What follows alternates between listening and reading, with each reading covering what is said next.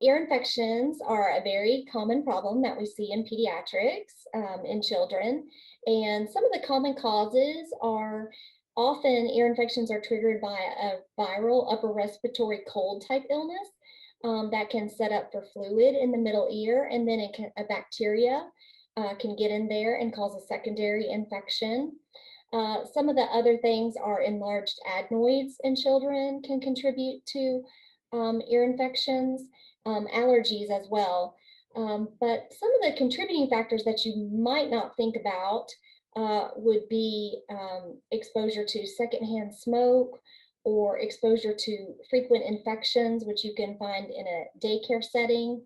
Um, and also bottle propping, which can cause fluid to build up in behind the back of the throat and can predispose to ear infections as well. As an older child, most often they can tell you that my ear hurts, or they might have fever. If it's a younger child, you could notice that they're pulling at their ear or turning their head, or they don't want to eat.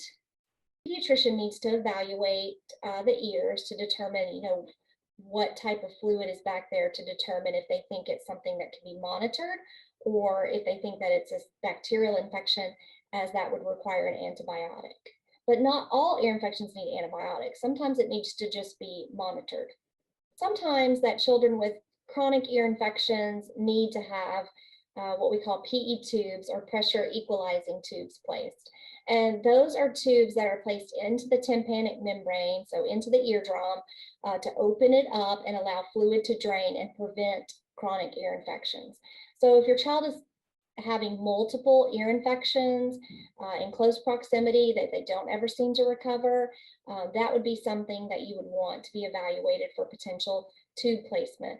Also, if your child is having any kind of hearing loss or speech delay, sometimes that goes unrecognized as a cause of from chronic ear infection, can cause speech delay or hearing loss. So that would be something that would need to be evaluated as well.